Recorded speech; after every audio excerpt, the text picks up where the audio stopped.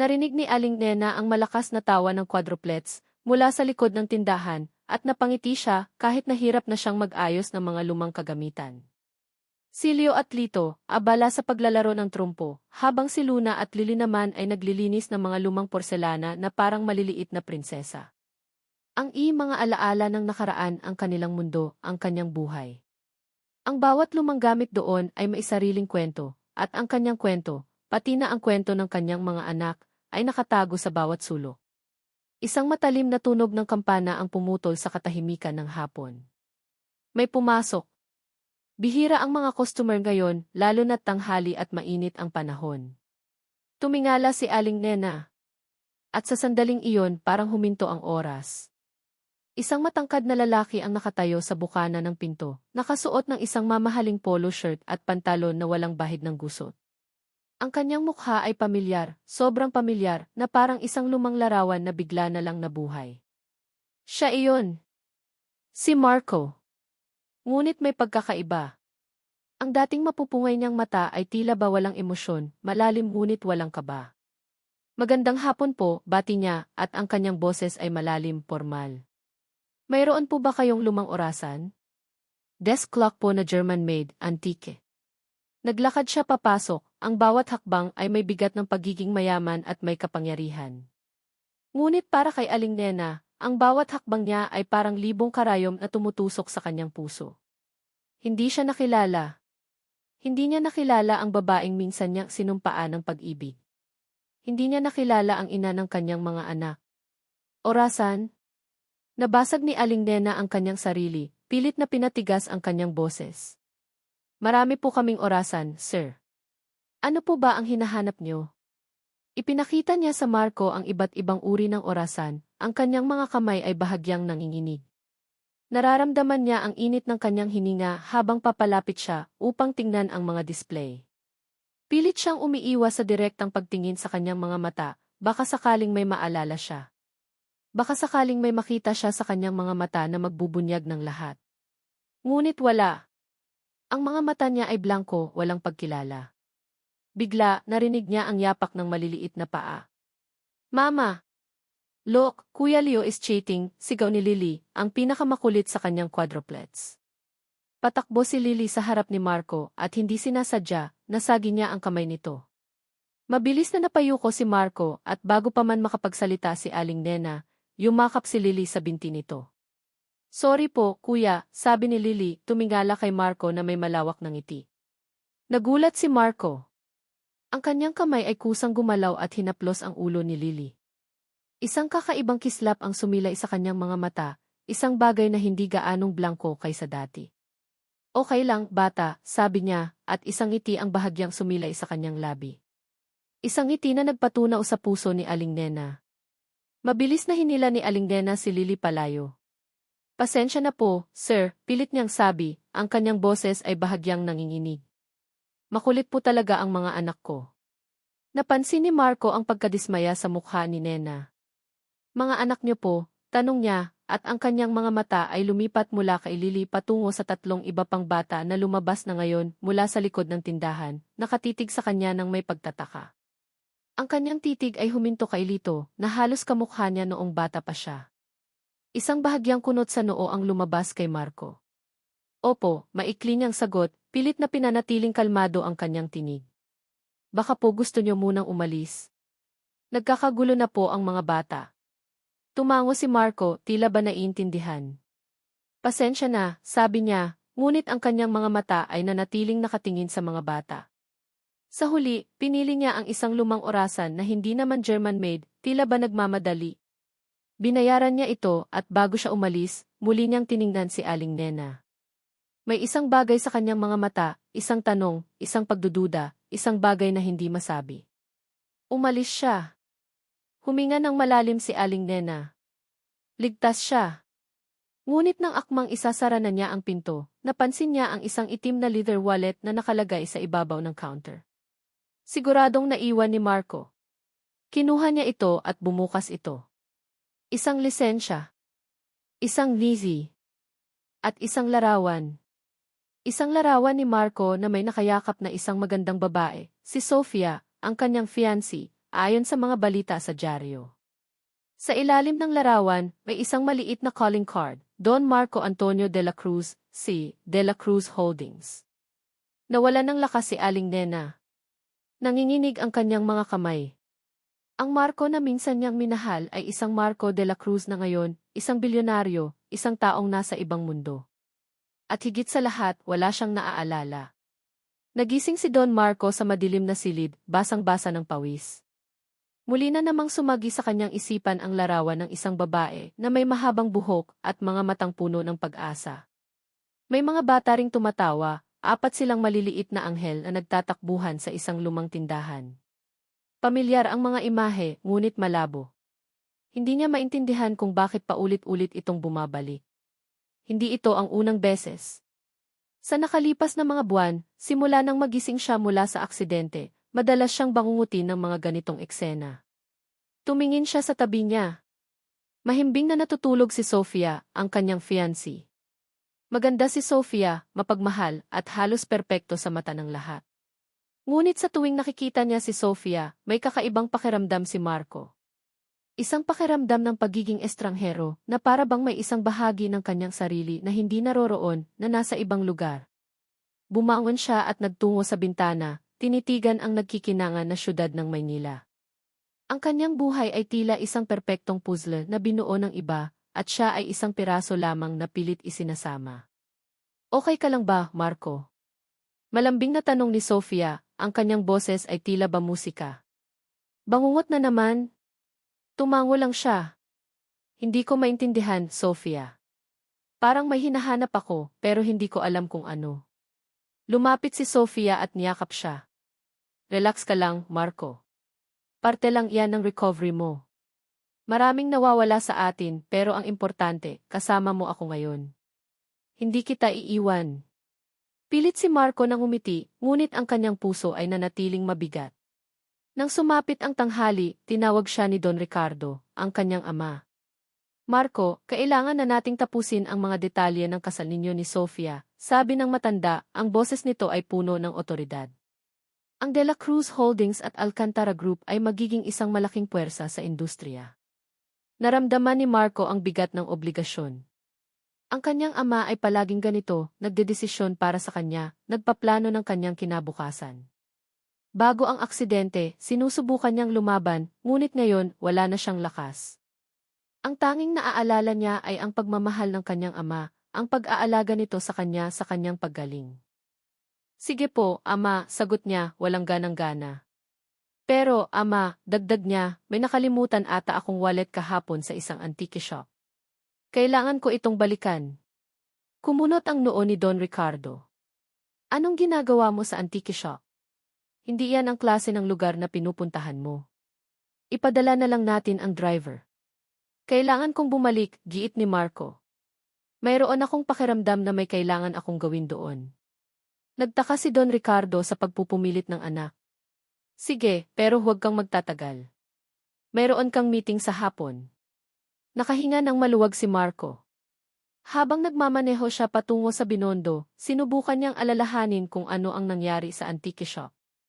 Ang tanging naaalala niya ay ang mainit na pakiramdam ng yakapin siya ng isang maliit na bata. Isang bata na may malaki, bilog na mga mata. Naramdaman niya ang bulsa ng kanyang polo. Mayroon siyang naramdaman. Kinuha niya ito. Isang maliit, lumang kahoy na trumpo. Hindi niya alam kung paano ito napunta sa kanya. Ngunit sa sandaling hinawakan niya ito, isang malakas na tunog ng tawa ng bata ang umalingaw sa kanyang isipan. Nang makarating siya sa harap ng mga alaala ng nakaraan, nakita niya si Aling Nena na nagkukwento sa mga bata. Nakaupo sila sa sahig, nakikinig ng masinsinan. Ang kanyang boses ay malambing, puno ng buhay. Ang mga kanyang bata, nakatingin kay Aling Nena ng may paghanga. At ang prinsesa ay nanirahan ng maligaya kasama ang kanyang mga anak sa isang bahay na puno ng mga alaala, sabi ni Aling Nena. Narinig ni Marco ang pangalan na Lily. Ang pangalan na paulit-ulit na lumilitaw sa kanyang mga panaginip. Ang pangalan ng bata na yumakap sa kanya kahapon. Nakita ni Marco si Aling Nena, at sa sandaling iyon, parang may isang piraso ng puzzle na biglang nag-snap sa kanyang isipan.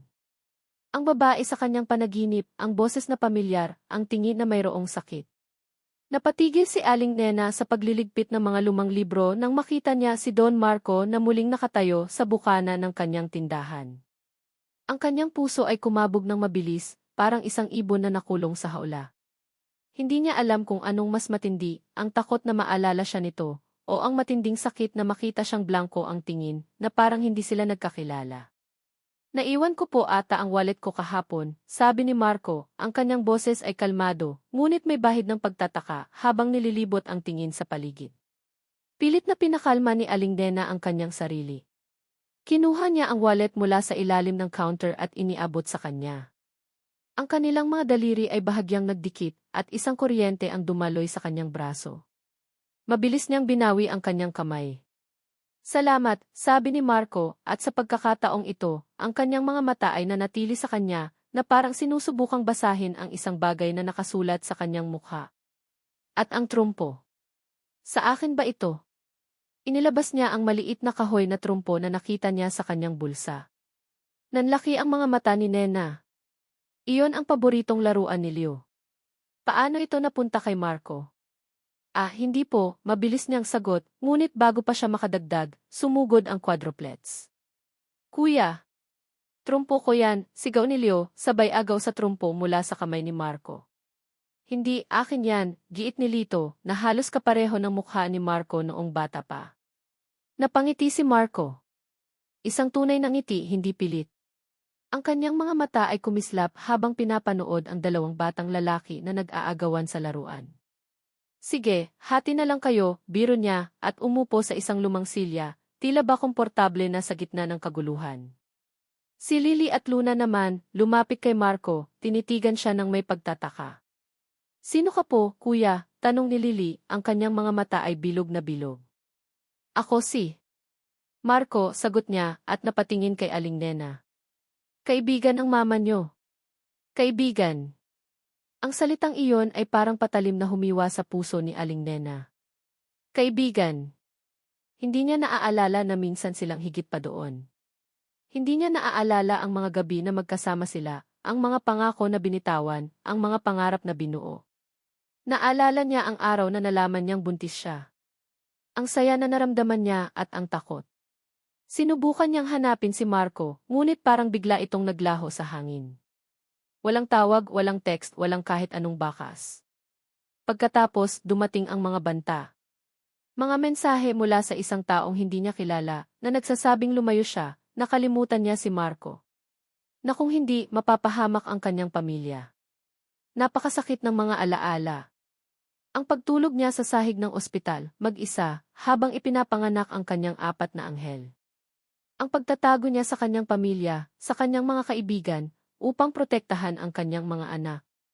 Ang bawat araw ay isang pakikipaglaban upang mabuhay, upang makabangon, upang maging matatag para sa kanyang mga anak. Mama, bakit hindi mo sinasabi kay Kuya Marco na siya ang papa namin? Bulong ni Leo sa kanya, na nagpabalik sa kanya sa kasalukuyan. Nanlaki ang kanyang mga mata. Hindi niya alam na naririnig na pala ng mga bata ang kanyang mga iniisip. Leo, huwag kang ganyan, bulong niya pabalik, pilit nang umiti kay Marco. Sir, pasensya na po. Masyado pong makulit ang mga bata. Okay lang, sabi ni Marco at muling tumingin sa mga bata. Ang cute nila. Sino ang ama nila? Naramdaman ni Aling Nena na parang may bumara sa kanyang lalamunan. Ang tanong na iyon. Ang tanong na paulit-ulit na bumabalik sa kanyang isipan. Ang tanong na hindi niya masagot. Wala na po ang ama nila, maikli niyang sagot, pilit na pinipigilan ang kanyang emosyon. Matagal na po siyang nawala. Isang bahagyang kunot sa noo ang lumabas kay Marco. Nawala. Ibig sabihin patay na? Umiling si Aling Nena. Hindi po. Basta nawala na po. Hindi niya kayang sabihin sa kanya ang buong katotohanan. Hindi pa. Hindi kailanman. Kung kailangan niya ng tulong sa tindahan, o sa mga bata, sabi ni Marco, ang kanyang boses ay tila ba may pag-aalala. Sige, sabihin niyo lang. Mukhang hirap kayo. Naramdaman ni Aling Nena ang init ng galit na unti-unting kumalat sa kanyang katawan. Tulong! Ngayon? Pagkatapos ng lahat ng pinagdaanan niya ng mag-isa? Hindi po, matigas niyang sagot. Kaya ko po ang sarili ko at ang mga anak ko. Sanay na po kami. Salamat na lang po sa alok. Tumayo si Marco, ang kanyang mga mata ay tila ba may hinahanap. May pakiramdam ako na kilala kita. Saan tayo nagkita? Naramdaman ni Aling Nena na parang gumuho ang kanyang mundo. Ang tanong na iyon. Ang tanong na kinatatakutan niya. Ang kanyang mukha ay namutla at ang kanyang mga kamay ay nanginginig. Ang kanyang mga mata ay nanatili sa mga mata ni Marco, at sa sandaling iyon, nakita niya ang isang bahagyang kislap, isang piraso ng alaala na tila ba sumisilip mula sa kadiliman. Hindi mapakali si Don Marco sa loob ng kanyang opisina. Ang mga mata ni Aling Nena, ang tanong na saan tayo nagkita, at ang kakaibang koneksyon na naramdaman niya sa mga bata, lahat ay bumabagabag sa kanyang isipan. Ang mga blankong piraso ng kanyang nakaraan ay tila unti-unting nagkakaroon ng hugis, ngunit hindi niya pa rin maunawaan ang buong larawan. Marco, may problema ba? Tanong ni Sofia, na pumasok sa opisina niya ng walang katok. Ang kanyang boses ay matamis, ngunit may bahid ng pagmamay-ari. Lumapit siya at sinubukang yakapin si Marco, ngunit umiwas ito. Wala, maikli niyang sagot, ang kanyang tingin ay nakatutok sa bintana. Napapansin ko, simula nang bumalik ka sa antique shop na iyon, tila ba malalim ang iniisip mo, sabi ni Sofia, ang kanyang mga mata ay nanliit. Mayroon bang kakaiba doon? Wala, ulit ni Marco, mas matigas ang boses. Naiwan ko lang ang wallet ko. Ngumiti si Sofia, ngunit hindi umabot sa kanyang mga mata. Mabuti kung gayon. Dahil kailangan nating mag-focus sa kasal. Ang ama mo ay nagmamadali na. Kinagabihan, sa hapagkainan, naramdaman ni Marco ang tensyon sa pagitan niya at ng kanyang ama. Marco, narinig ko na bumalik ka sa tindahan na iyon sa Binondo, sabi ni Don Ricardo, ang kanyang boses ay malamig. Hindi mo dapat sinasayang ang oras mo sa mga ganoong bagay. Mayroon kang responsibilidad sa pamilya de la Cruz at sa Alcantara Group. Ama, may pakiramdam lang ako na may koneksyon ako sa lugar na iyon, paliwanag ni Marco. Koneksyon, tumawa si Don Ricardo, isang mapanuyang tawa. Ang tanging koneksyon mo ngayon ay ang iyong kasal kay Sofia. Kung hindi ka magpapakatino, baka kalimutan ko na mayroon akong anak na tulad mo. At baka kalimutan ko rin ang lahat ng suporta na ibinibigay ko sa iyo. Naramdaman ni Marco ang galit na unti-unting kumukulo sa kanyang dibdib. Ang kanyang ama ay palaging ganito, kontrolado ang lahat. Ngunit ngayon, may isang bagay sa loob niya na ayaw sumunod. Pagkatapos ng hapunan, habang naglalakad si Marco sa pasilyo, narinig niya ang boses ng kanyang ama mula sa silid-aralan. Kailangan nating alisin ang babaeng iyon sa landas ni Marco, Sofia. Hindi siya pwedeng maging hadlang sa ating mga plano. Huwag kang mag-alala, Tito Ricardo, sagot ni Sofia. Alam ko ang gagawin ko. Ang babaeng iyon at ang kanyang mga anak ay hindi magtatagal doon. Nagulat si Marco. Babae. Mga anak. Sila ba ang pinag-uusapan nila? Si Aling Nena at ang quadruplets. Bakit? Anong kinalaman nila sa mga plano ng kanyang ama at ni Sofia? Kinabukasan, habang nasa opisina si Marco, nakatanggap siya ng isang tawag mula sa isang hindi kilalang numero. Sir Marco, may nagpapabigay po nito, sabi ng isang boses, at pagkatapos ay binaba na ang tawag. May isang maliit na sobre na inilagay sa kanyang desk. Binuksan niya ito.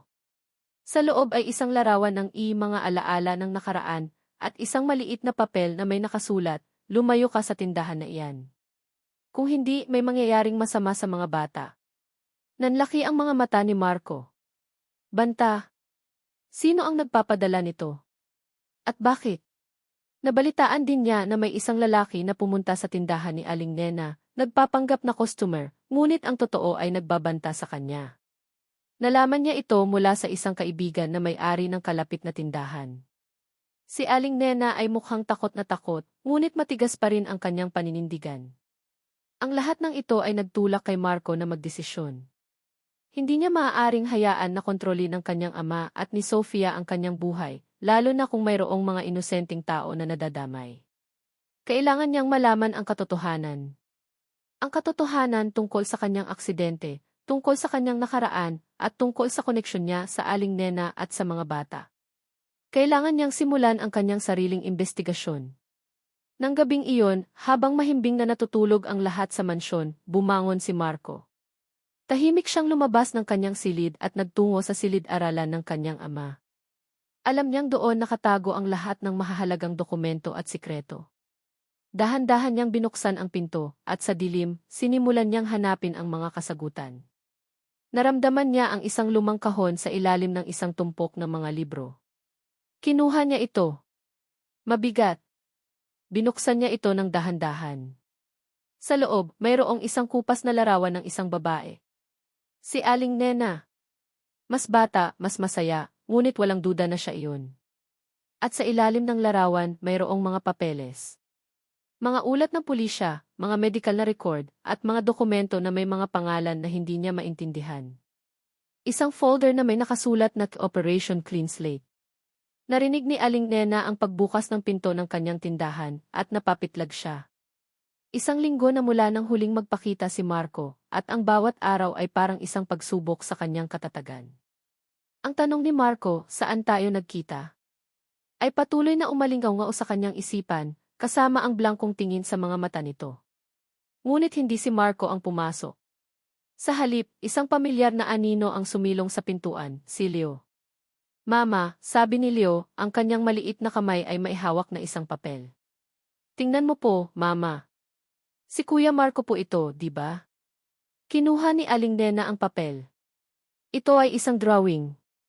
Isang simpleng iginuhit na figura ng isang matangkad na lalaki na may nakangiting mukha, at sa tabi nito ay 4 na maliliit na figura, masaya na naglalaro sa isang tindahan na puno ng mga lumang gamit. Walang duda. Ito ay si Marco. Kumirot ang puso ni Aling Nena. Gaano pa katagal niya kayang itago ang katotohanan sa kanyang mga anak? Ang mga mata ng mga bata ay puno ng pagtataka at katanungan. Sino po ba si Kuya Marco, Mama? Tanong ni Luna na lumapit sa kanila. Bakit po siya parang papa? Niyakap ni Aling Nena ang kanyang mga anak at naramdaman niya ang init ng kanilang mga katawan.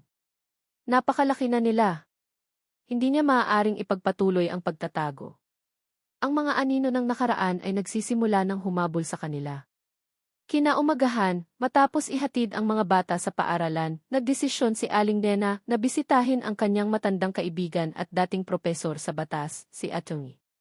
Ramon Mon Reyes. Isang maliit na opisina sa isang lumang gusali sa Maynila. Naramdaman niya ang kaba habang papasok. Nena, ano ang nangyari sa iyo? Sabi ni Atty. Mon, ang kanyang mukha ay puno ng pag-aalala nang makita siya. Ang tagal mo nang hindi nagparamdam. Akala ko ay tuluyan ka nang nawala. Umupo si Aling Nena at sinimulan niyang ikwento ang lahat, ang paglitaw ni Marco, ang kanyang pagkawala ng alaala, ang mga bata, at ang patuloy na presensya ng pamilya de la Cruz. Ikinuwento niya ang mga banta, ang pag-iyak ng kanyang mga anak, at ang kanyang matinding takot. Nena, napakadelikado ng sitwasyon mo, sabi ni Atty. Mon, ang kanyang boses ay seryoso. Ang de la Cruz ang isa sa pinakamakapangyarihang pamilya sa bansa. Kung sila ang nasa likod ng pagkawala ni Marco, at ngayon ay bumalik siya na may amnesia, maaaring malaki ang panganib na kinakaharap mo at ng iyong mga anak. Alam ko po, sagot ni Aling Nena, ang kanyang mga mata ay nanunubig. Pero ano ang magagawa ko? Hindi ko maaaring hayaang kunin nila ang mga anak ko. Kailangan mo ng matibay na ebidensya, paliwanag ni Atty. Mon, kailangan nating patunayan ang paternity ni Marco at ang ginawa nila sa iyo sa nakaraan. Hindi ito magiging madali. At maghanda ka sa digmaan, Nena. Habang pabalik sa tindahan, may isang sasakyang itim na huminto sa gilid niya. Bumaba ang isang matangkad na lalaki na may suot na salamin sa mata. Ikaw ba si Aling Nena, ang may-ari ng antique shop? Tanong niya, ang kanyang boses ay walang emosyon. Opo, bakit po? Sagot ni Nena, ang kanyang puso ay kumabog ng mabilis. May mensahe lang po ako, sabi ng lalaki, at inilabas ang isang folder mula sa kanyang briefcase. Lumayo ka kay Don Marco de la Cruz. Hindi ka nabibilang sa mundo niya. At kung hindi ka susunod, may mangyayaring masama sa iyong mga mahal sa buhay. Inilapag niya ang isang larawan sa kamay ni Nena. Ito ay larawan ng kanyang mga anak na masayang naglalaro sa labas ng tindahan, Ngunit ang larawan ay kinunan mula sa malayo na para bang may nagmamasid sa kanila. Nanginginig ang mga kamay ni Nena habang tinititigan ang larawan. Hindi ka dapat nagdududa sa aming kakayahan, sabi ng lalaki bago pumasok sa kanyang sasakyan at umalis. Pagdating niya sa tindahan, nakita niya si Lily na mailagnat. Naging putla ang mukha nito at nanghihina. Agad siyang nag-alala. Ang sakit ng kanyang anak, kasama ang mga banta, ay parang martilyo na tumama sa kanyang puso. Naramdaman niya ang matinding pagkabigo at pagod. Napakahirap maging mag-isa. Napakahirap maging matatag sa lahat ng pagkakataon. Niyakap niya si Lily at sa sandaling iyon, naramdaman niya ang isang pagbabago sa kanyang kalooban. Hindi na siya magtatago. Hindi na siya matatakot. Para sa kanyang mga anak, para sa kanilang kinabukasan, kailangan niyang lumaban. Kailangan niyang harapin ang mga De La Cruz. Kailangan niyang harapin si Marco. Hindi para sa sarili niya, kundi para sa mga bata. Nang gabing iyon, habang nakatulog na ang mga bata, kinuha ni Aling Nena ang kanyang lumang photo album. Binuklat niya ito hanggang sa isang kupas na larawan, siya at si Marco, magkasama, masaya. Mayroong isang numero ng telepono sa likod ng larawan, isang numero na matagal na niyang iniingatan, ngunit hindi kailanman tinawagan. Ito ay numero ng dating katrabaho ni Marco sa isang maliit na publishing house, bago pa man siya sumikat. Nanginginig ang kanyang mga daliri habang dinyal ang numero. Kung sino man ang sumagot, sana ay may sagot ito sa kanyang mga katanungan. Hindi na mapigilan ni Don Marco ang kanyang sarili. Ang mga papeles na nakita niya sa kahon ng kanyang ama, lalo na ang folder na may nakasulat na Operation Clean Slate, ay nagbigay sa kanya ng matinding pagdududa. May isang bagay na hindi tama. May isang bagay na itinatago sa kanya. Ang mga mata ni Aling Nena, ang tawa ng mga bata, at ang paulit-ulit na panaginip, lahat ay tila nagtuturo sa isang nakaraan na pilit binubura. Nagsimula siyang maghanap. Lihim siyang nag-research tungkol sa kanyang aksidente. Ang opisyal na ulat ay nagsasabing ito ay isang simpleng aksidente sa sasakyan, ngunit mayroong mga detalye na tila kulang. Sinubukan niyang tawagan ang mga dating kaibigan, mga katrabaho, ngunit karamihan sa kanila ay tila umiiwas sa kanya, o kaya ay nagbibigay ng mga sagot na may pag-iingat. Isang hapon, nagpa siya si Marco na bisitahin ang isang lumang coffee shop na madalas niyang puntahan bago ang aksidente. Ito ay isang maliit na lugar, malayo sa mga matatayog na gusali ng Makati, at mayroong kakaibang pakiramdam ng nostalgia. Umupo siya sa isang sulok, nag-order ng kape, at pinagmasdan ang paligid. Sir Marco, isang boses ang bumati sa kanya. Tumingala siya. Ito si Mang Tonyo, ang matandang barista na halos 10 taon nang nagtatrabaho doon. Ang mukha ni Mang Tonyo ay puno ng ngiti at sa kanyang mga mata, walang pagtataka o pagdududa, tanging pagkilala. Mang Tonyo, sabi ni Marco, may bahid ng pag-asa sa kanyang boses. Naaalala mo pa ako? Aba, syempre naman, sir, sabi ni Mang Tonyo. Ikaw ang paborito kong customer. Madalas kayo rito noon, kasama ang kasama nyo. Kasama ko, tanong ni Marco, ang kanyang puso ay kumabog ng mabilis. Opo, sabi ni Mang Tonyo, ang magandang dalaga na may mahabang buhok. Si Nena, di ba? Ang ganda-ganda niya. At ang saya-saya niyo noon. Palagi kayong nagkukwentuhan tungkol sa mga pangarap niyo, sa mga plano niyo sa buhay. Nena. Ang pangalang iyon. Muli itong umalingaw sa kanyang isipan, mas malinaw kaysa dati. Si Aling Nena. Ang babae sa antique shop. Ang ina ng mga bata. Siya nga. Nasaan siya ngayon, Mang Tonyo? Tanong ni Marco, ang kanyang boses ay halos pabulong. Ay, hindi ko na po alam, sir, sagot ni Mang Tonyo, may bahid ng lungkot. Bigla na lang kayong nawala pareho. Akala ko nga, nagpakasal na kayo at lumipat na ng lugar. Ang mga salita ni Mang Tonyo ay parang isang susi na nagbukas ng isang nakakandadong pinto sa kanyang isipan. Mga imahe. Mga alaala. Isang parke. Isang bangka. Isang sing-sing. Ang lahat ay nagiging mas malinaw. Nang gabing iyon, habang nasa hapagkainan kasama si Sofia at Don Ricardo, naramdaman ni Marco ang matinding pagkadismaya. Ang lahat ng sinabi ni Mang Tonyo ay sumasalungat sa kwento ng kanyang ama at ni Sofia. Ang kanilang pagmamahal, ang kanilang mga plano. Ang lahat ay tila isang malaking kasinungalingan. Marco, may problema ba? Tanong ni Sofia, napansin ang kanyang pananahimik. Wala, sagot ni Marco, at sa pagkakataong ito, ang kanyang tingin ay matigas. Ayoko nang ituloy ang kasal. Nanlaki ang mga mata ni Sofia. Ano? Marco, anong pinagsasabi mo? Galit na sabi ni Don Ricardo. Nababaliw ka na ba? Ang kasal na ito ay mahalaga para sa ating pamilya. Ayoko na, ama, giit ni Marco. Hindi ko mahal si Sofia. At may mga bagay na kailangan kong malaman tungkol sa aking nakaraan. Mga bagay na itinatago niyo sa akin. Tumayo si Don Ricardo, ang kanyang mukha ay namumula sa galit. Hindi mo naiintindihan, Marco. Ginagawa ko ito para sa iyo, para sa ating pamilya. Kung hindi ka susunod, kakalimutan ko na mayroon akong anak na tulad mo. At mawawala sa iyo ang lahat. Naramdaman ni Marco ang matinding pagod. Ang lahat ng stress, ang lahat ng pagdududa, ang lahat ng laban na pilit niyang nilalabanan. Ang kanyang ulo ay umikot. Ang kanyang paningin ay lumabo. Ang kanyang mga tainga ay umalinggaw-ngaw. Sa huling sandali bago siya bumagsak sa sahig, nakita niya ang mukha ni Aling Nena, ang kanyang ngiti, ang kanyang mga mata na puno ng pag-ibig. Narinig niya ang tunog ng kampana ng simbahan, at ang kanyang sariling boses na nagsasabing, "Mahal kita, Nena. Pakakasalan kita." At sa gitna ng kadiliman, isang pangalan ang lumabas sa kanyang bibig, isang pangalan na matagal nang nakalimutan, ngunit ngayon ay bumalik na may buong lakas, Nena. Nanginginig man ang mga tuhod, buo ang loob ni Aling Nena nang humarap siya kay Don Ricardo de la Cruz sa isang pribadong silid sa isang mamahaling restaurant. Si Atty. Mon Reyes ay nasa tabi niya, handa sa anumang mangyari. Ang bawat tibok ng kanyang puso ay parang tambol na nagpapahiwatig ng isang digmaan. Hindi na siya ang Aling Nena na matatakutin. Para sa kanyang mga anak, lalaban siya. Magandang umaga, Aling Nena, sabi ni Don Ricardo, ang kanyang boses ay may bahid ng pagmamataas. Hindi ko inaasahan na mailakas ka ng loob na humarap sa akin. Hindi po ako narito para magpaawa, Don Ricardo, matigas na sagot ni Aling Nena. Narito po ako para ipagtanggol ang mga anak ko. Lumayo po kayo sa kanila. Tumawa si Don Ricardo, isang tawa na walang kaluluwa. Mga anak mo? O, ang mga anak ni Marco.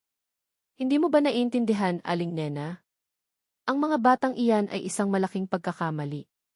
Isang bahid sa pangalan ng De La Cruz. Ginawa ko ang lahat para burahin ang nakaraan ni Marco, para kalimutan niya ang lahat ng koneksyon sa iyo. Kumuyom ang kamao ni Aling Nena. Anong ibig niyong sabihin? Ano ang ginawa niyo kay Marco?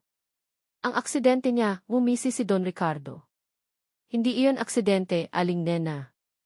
Ito ay isang operasyon. Isang Operation Clean Slate, kung tawagin mo. Ang layunin ay burahin ka sa alaala ni Marco, kasama ang lahat ng bagay na may kinalaman sa iyo.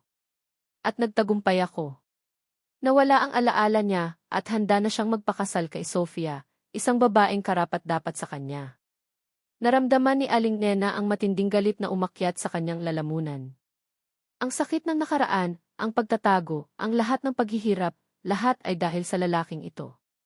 Sinungaling ka, sigaw ni Aling Nena, at akmang susugod, ngunit pinigilan siya ni Atty. Mon! Hindi siya nagsisinungaling, Aling Nena, sabi ng isang boses mula sa likod. Lumingon silang lahat. Isang babae ang nakatayo sa pintuan, nakasuot ng nurse uniform. Siya si Nurse Carla, ang dating nurse na nag-alaga kay Marco sa ospital, ang taong tinawagan ni Aling Nena sa nakaraang kabanata. Ang kanyang mukha ay puno ng takot, ngunit may matinding determinasyon. Siya ang nagpabago ng mga medical records ni Sir Marco, sabi ni Nurse Carla, at inilabas ang isang e-tip drive. Pinilit niya akong gawin ito. Ang aksidente ni Sir Marco ay hindi aksidente. Mayroon siyang tinamaan na poste ng ilaw dahil may nagpilit sa kanya na magmaneho ng mabilis at pagkatapos ay pinabago ang kanyang mga gamot upang hindi siya makabalik sa kanyang alaala. Nanlaki ang mga mata ni Don Ricardo. Carla, anong ginagawa mo rito? Sinusuhulan na kita. Hindi ko na po kaya, sir, sabi ni Nurse Carla, ang kanyang boses ay nanginginig. Araw-araw, binabagabag ako ng konsensya ko. Hindi ko na kayang itago ang katotohanan.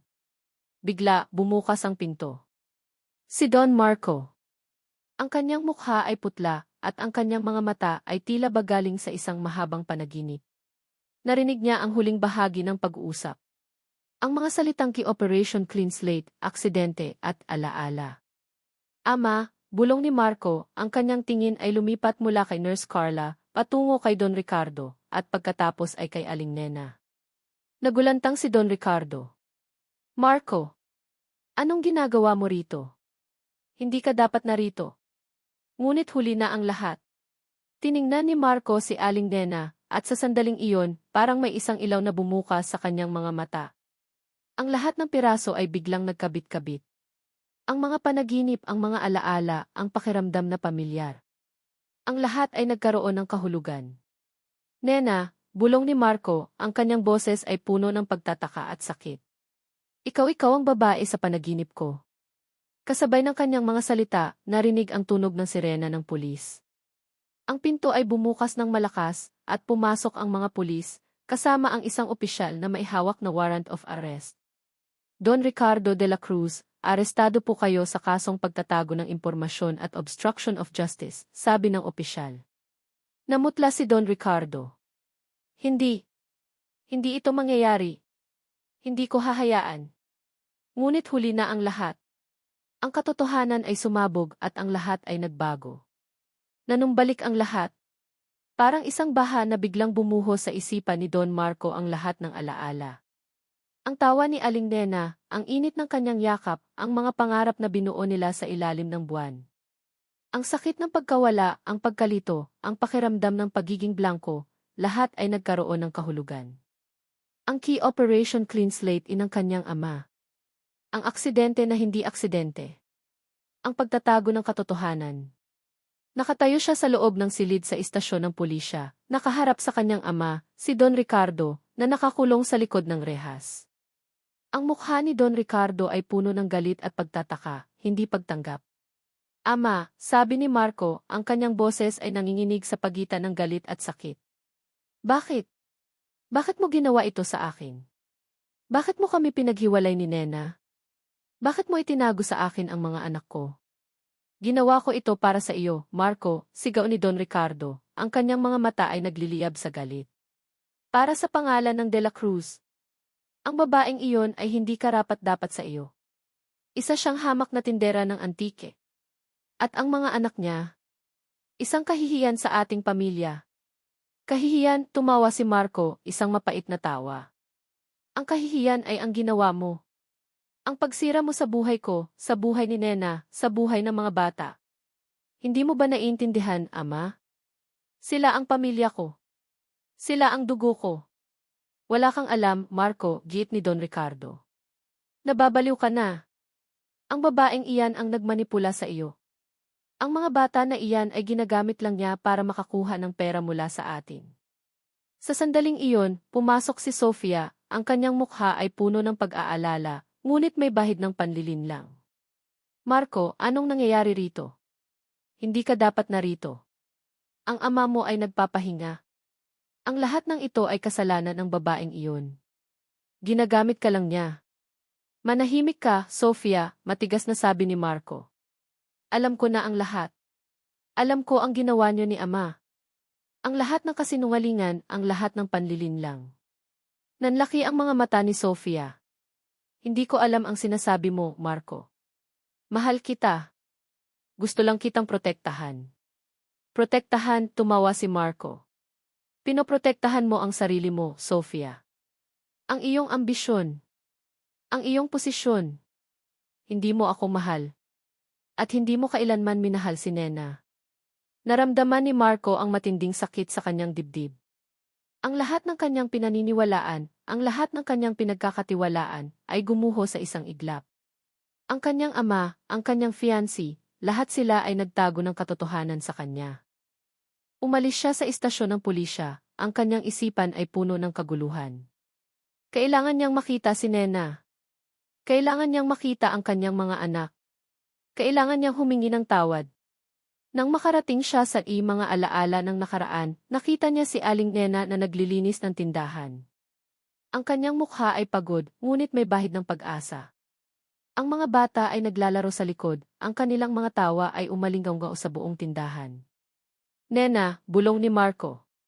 Napalingon si Aling Nena. Ang kanyang mga mata ay nanlaki nang makita siya. Marco, anong ginagawa mo rito? Lumapit si Marco, ang kanyang mga hakbang ay mabagal, puno ng pag-aatubili. Nena, naalala ko na ang lahat. Ang lahat ng ginawa sa atin. Ang lahat ng kasinungalingan. Patawarin mo ako, Nena. Patawarin mo ako sa lahat ng sakit na dinulot ko sa iyo.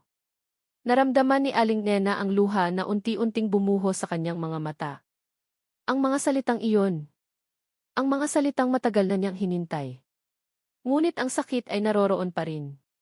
Ang takot na muling masaktan. Hindi madali, Marco, sabi ni Aling Nena, ang kanyang boses ay nanginginig. Napakasakit ng lahat ng pinagdaanan ko. Ang mag-isa na itaguyod ang mga anak natin. Ang takot na baka mawala sila sa akin. Alam ko, Nena, sabi ni Marco at lumuhod sa harap niya. At handa akong gawin ang lahat para bumawi. Handa akong patunayan sa iyo na karapat-dapat ako sa pagmamahal mo. Sa pagmamahal ng mga anak natin. Sa sandaling iyon, lumabas ang quadruplets. Nakita nila si Marco na nakaluhod sa harap ni Aling Nena. Papa, sigaw ni Leo at tumakbo patungo kay Marco. Sinundan siya ni Luna, Lito at Lily. Niyakap ni Marco ang kanyang mga anak, ang kanyang mga mata ay puno ng luha. Mga anak ko, bulong niya. Patawarin niyo ako. Patawarin niyo ako sa pagkawala ko. Ang mga bata ay masaya na nakayakap sa kanya, ang kanilang mga tawa ay umalinggaw sa buong tindahan. Napangiti si Aling Nena at sa sandaling iyon, naramdaman niya ang isang bahagyang pag-asa. Ngunit ang katahimikan ay biglang nabasag. Isang tawag sa telepono. Si Atchoy. Mon. Nena, may masamang balita, sabi ni Atchoy. Mon. Si Don Ricardo, sa kabila ng pagkakakulong niya, ay naghain ng petisyon sa korte. Gusto niyang kunin ang custody ng mga bata. Gagamitin niya ang lahat ng koneksyon niya para sirain ka at kunin ang mga apo niya. Nanlaki ang mga mata ni Aling Nena. Tiningnan niya si Marco na nakikinig din sa tawag. Ang kanyang mukha ay puno ng galit at determinasyon. Hindi niya magagawa iyon, Ama, sabi ni Marco, ang kanyang boses ay matigas. Hindi ko hahayaan. Nabalot ng kaba si Aling Nena nang matanggap niya ang formal na abiso mula sa korte. Isang petisyon para sa custody ng kanyang mga anak, inihain mismo ni Don Ricardo de la Cruz. Alam niyang mangyayari ito, ngunit ang bigat ng dokumento sa kanyang kamay ay parang isang mabigat na pangarap na gumising sa kanya sa isang mas masakit na realidad. Ang pangalan ng kanyang mga anak ay nakasulat doon, at sa ilalim nito, ang pangalan ng taong handang sirain ang lahat para sa kapangyarihan at pagmamataas. Nena, huwag kang mag-alala, sabi ni Marco na nasa tabi niya. Ang kanyang mga mata ay puno ng determinasyon. Hindi niya magagawa ito. Nandito ako para protektahan kayo. Naramdaman ni Aling Nena ang bahagyang ginhawa sa presensya ni Marco, ngunit ang takot ay naroroon pa rin. Marami na siyang pinagdaanan ng mag-isa at mahirap magtiwala muli. Dumating ang araw ng pagdinig.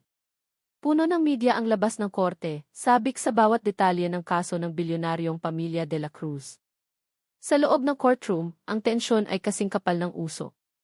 Umupo si Aling Nena sa tabi ni Atchoy. Mon, habang si Marco ay nakaupo sa likod nila, ang kanyang tingin ay nakatutok sa kanyang ama, si Don Ricardo, na nakaupo sa kabilang panig kasama ang kanyang abogado.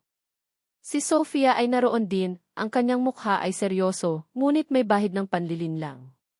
Nagsimula ang paglilitis. Ang abogado ni Don Ricardo ay walang habas na binabatiko si Aling Nena, inilalahad ang kanyang buhay bilang isang hamak na tindera, at sinisiraan ang kanyang pagiging ina. Ang babaeng ito ay walang kakayahang magtaguyod ng 4 na bata, sabi ng abogado, ang kanyang boses ay malakas at mayabang. Hindi niya kayang ibigay ang buhay na nararapat sa mga apo ng De La Cruz. Kumuyom ang mga kamao ni Aling Nena, ngunit pinigilan niya ang kanyang sarili. Ayaw niyang bigyan sila ng anumang dahilan para masiraan pa siya. Pagkatapos, tumayo si Marco. Ang kanyang mga mata ay tumingin kay Don Ricardo, at pagkatapos ay bumaling kay Aling Nena. Ako po, Your Honor, si Don Marco Antonio de la Cruz. Nagsimula siya, ang kanyang boses ay malakas at malinaw. At ako ang ama ng mga batang ito. Nagkaroon ng bulungan sa loob ng courtroom. Nawalan po ako ng alaala dahil sa isang aksidente, ngunit ngayon naaalala ko na ang lahat, patuloy ni Marco. Naalala ko ang pagmamahal ko kay Aling Nena, ang aming mga pangarap at kung paano siya nag-isa na itinaguyod ang mga anak namin.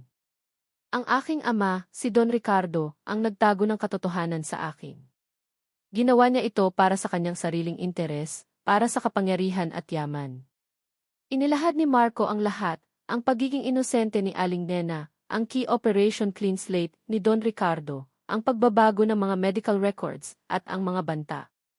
Ang kanyang mga salita ay puno ng paghihinayang at determinasyon. Hindi ko po hahayaang kunin ng aking ama ang mga anak ko, giit niya. Sila ang aking buhay.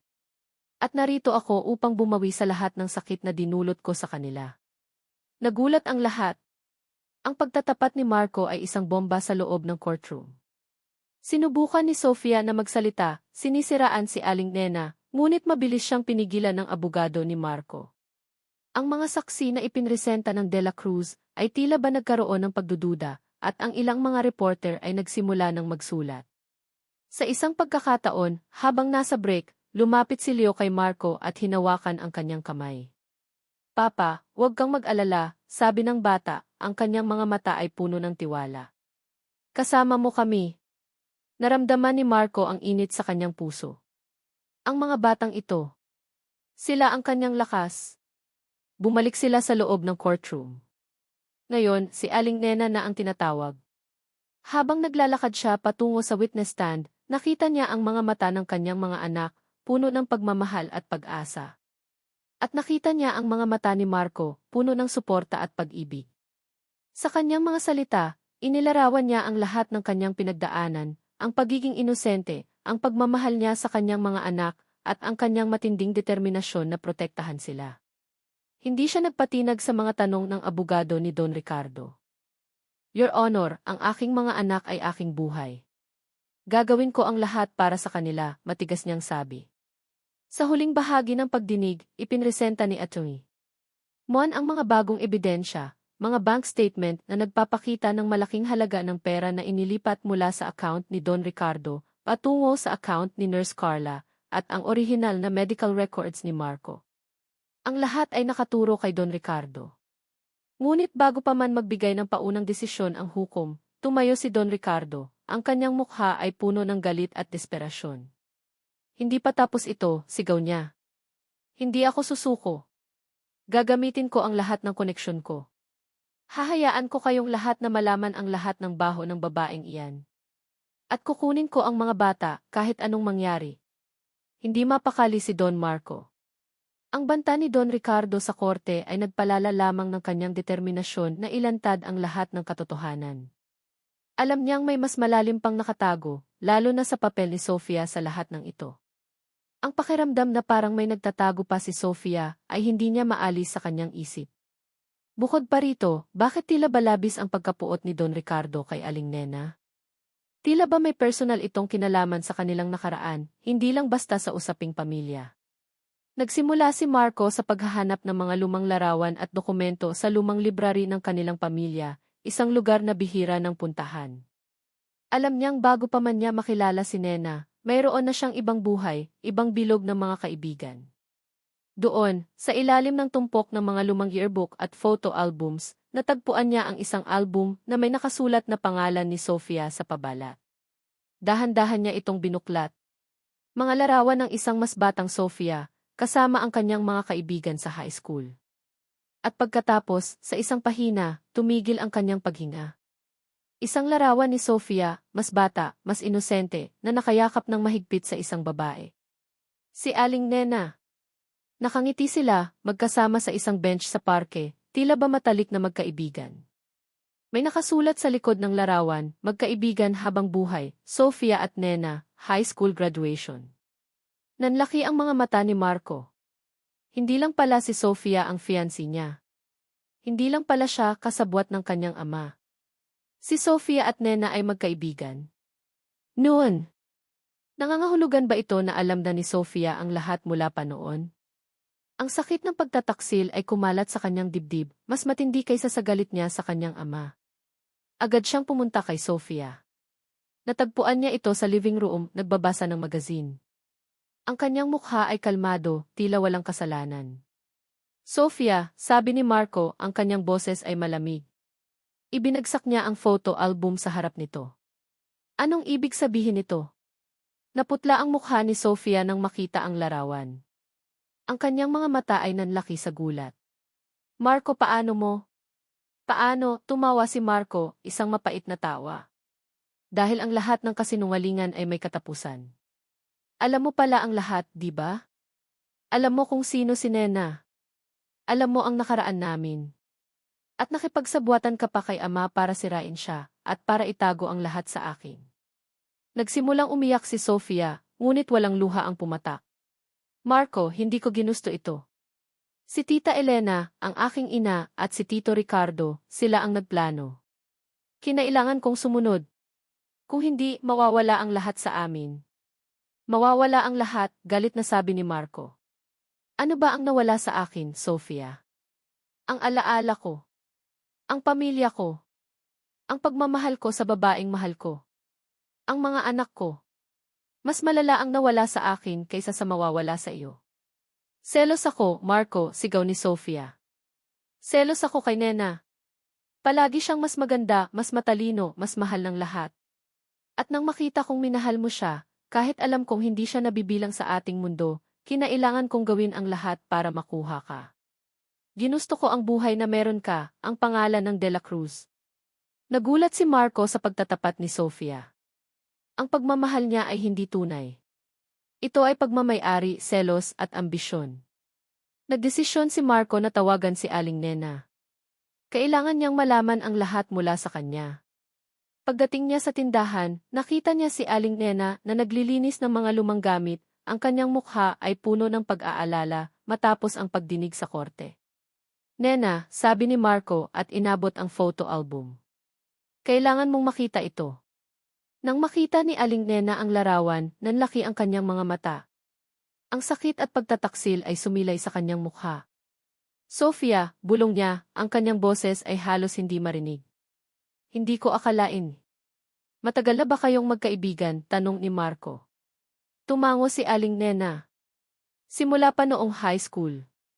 Siya ang pinakamatalik kong kaibigan. Nandoon siya sa lahat ng hirap at saya ko. At nang mawala ka, siya ang unang nilapitan ko. At ano ang sinabi niya? Tanong ni Marco. Sinabi niya nakalimutan na kita, sagot ni Aling Nena, ang kanyang mga mata ay puno ng luha. Sinabi niya na ipagpatuloy ko ang buhay ko. Hindi ko inakala na may kinalaman pala siya sa pagkawala mo. Dumating ang tawag mula sa isang reporter, at ang balita tungkol sa pagiging i-best friends ni na Aling Nena at Sofia ay kumalat sa media. Ang buong kwento ay nagiging mas komplikado. Ang kaso ay hindi na lamang tungkol sa custody, kundi sa malalim na pagtataksil at panlilinlang. Sa pagtatapos ng araw, habang papalabas si Marco mula sa tindahan, nakita niya si Sofia na nakatayo sa labas, ang kanyang mukha ay puno ng galit at desperasyon. Ang mga mata niya ay nagliliyab. Hindi ko hahayaang mangyari ito, Marco, sigaw ni Sofia. Hindi ko hahayaang makuha mo siya at ang buhay na dapat ay akin. Kung hindi ka sa akin, hindi ka rin sa kanya. Ang banta ni Sofia ay umalinggaw sa hangin, kasabay ng malamig na hangin ng gabi. Nanginginig ang buong katawan ni Aling Nena, hindi dahil sa lamig, kundi sa matinding takot.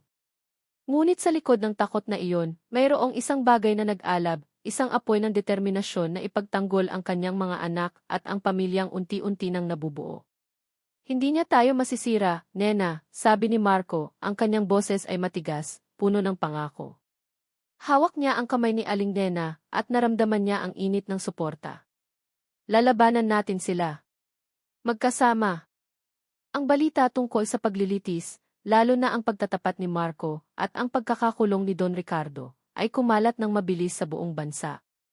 Ang kwento ng nawawalang alaala, ang mga sikreto ng mayayamang pamilya, at ang pagmamahal ng isang ina ay naging headline. Maraming tao ang nakisimpatya kay Aling Nena, lalo na ang mga kapwa niya single parents na nakikipaglaban din para sa kanilang mga anak. Nagsimulang dumagsa ang mga tao sa mga alaala ng nakaraan.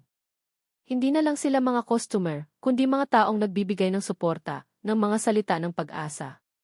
May mga nagpadala ng sulat, may mga nagbigay ng maliit na donasyon, at may mga pumupunta para lang yakapin si Aling Nena at sabihin, "Kaya mo yan, Ate Nena. Kasama mo kami." Isang hapon, habang nagbabasa si Aling Nena ng mga mensahe ng suporta, lumapit sa kanya si Lily. "Mama, look," sabi niya, hawak ang isang drawing.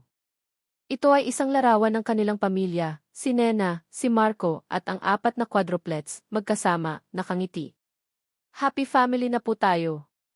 Lumuluha si Aling Nena habang niyayakap ang kanyang anak. Ang mga bata. Sila ang pinakamalaking pagpapala sa kanyang buhay, at sila rin ang kanyang pinakamalaking lakas. Naging masigasig si Marco sa paghahanap ng karagdagang ebidensya laban sa kanyang ama at kay Sofia. Sa tulong ng kanyang sariling mga koneksyon at ni Atty. Mon, natuklasan nila ang mga transaksyon sa bangko na nagpapakita ng malalaking halaga ng pera na inilipat mula sa mga account ni Don Ricardo patungo sa isang kumpanya na pag-aari ni Sofia. Ito ay patunay ng kanilang sabuatan. Sa isang pagkakataon, lumapit si Marco kay Aling Nena habang naglilinis siya ng isang lumang frame. "Nena," sabi niya, ang kanyang boses ay malumanay. "Alam kong mahirap. Alam kong napakarami mong pinagdaanan dahil sa akin, dahil sa pamilya ko. Gusto kitang tanungin na patawad mo na ba ako?" Tumingin si Aling Nena sa mga mata ni Marco. Nakita niya roon ang matinding pagsisisi, ang pagmamahal, at ang bagong lakas. Hindi niya kailanman inisip na darating ang araw na ito. Ang sakit na nakaraan ay naroroon pa rin, ngunit unti-unti na itong naghihilom. "Hindi naging madali, Marco," sabi ni Aling Nena, ang kanyang mga mata ay nanunubig. "Pero nakita ko ang pagbabago mo. Nakita ko ang pagmamahal mo sa mga anak natin.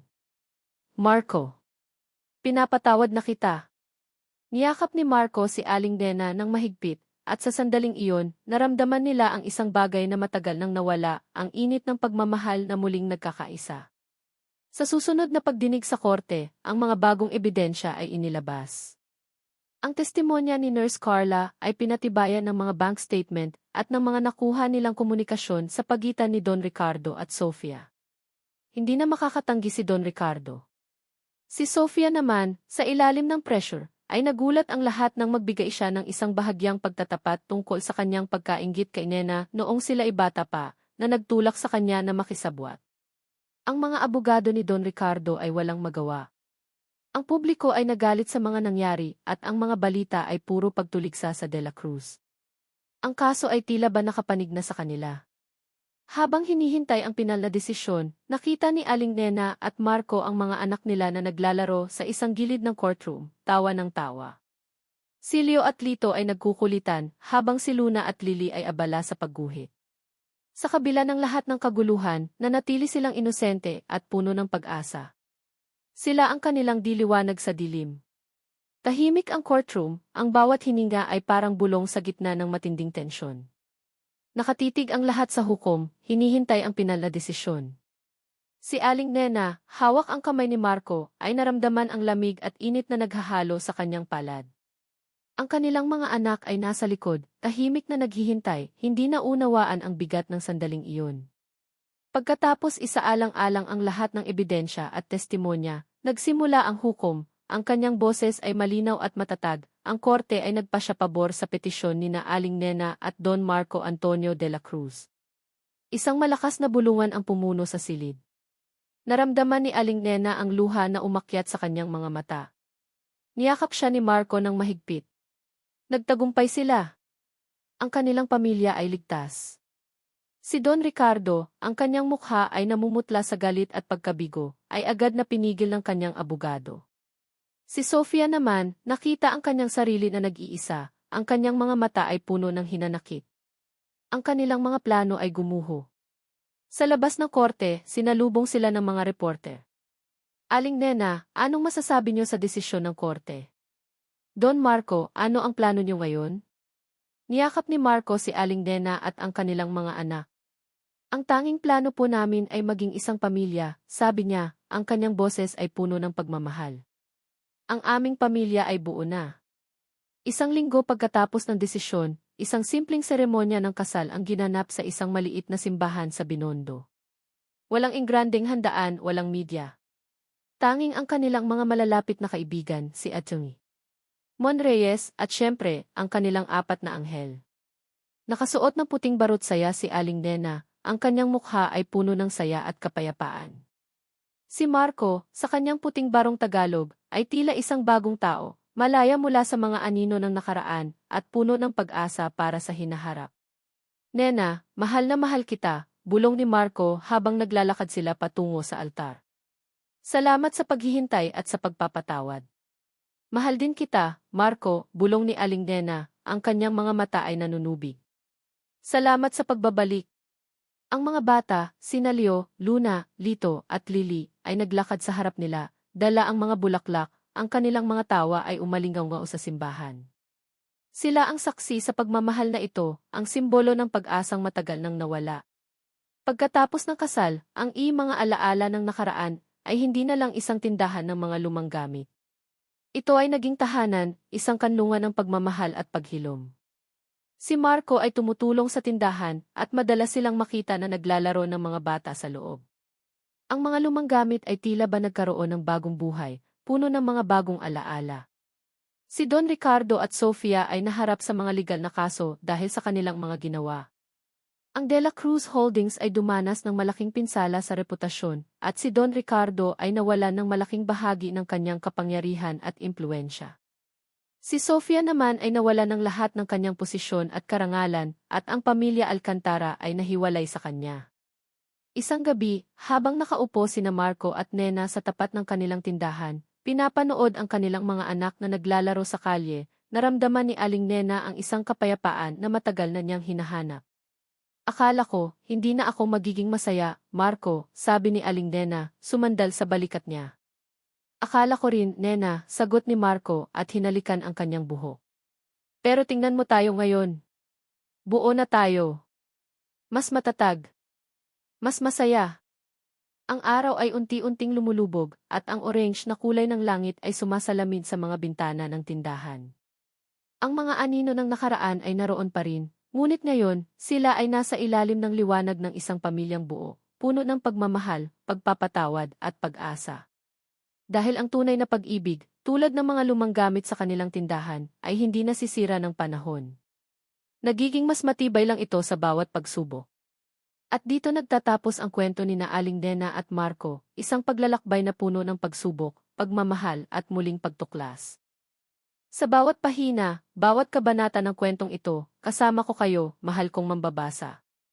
Mula sa pinagsamahan nating simula ng pagtuklas, sa mga sandali ng tensyon, sa sakit ng pagtataksil, at sa wakas, sa kapayapaan ng pagpapatawad at pagmamahal, napakalalim ng pasasalamat ko sa inyong pagiging bahagi ng paglalakbay na ito.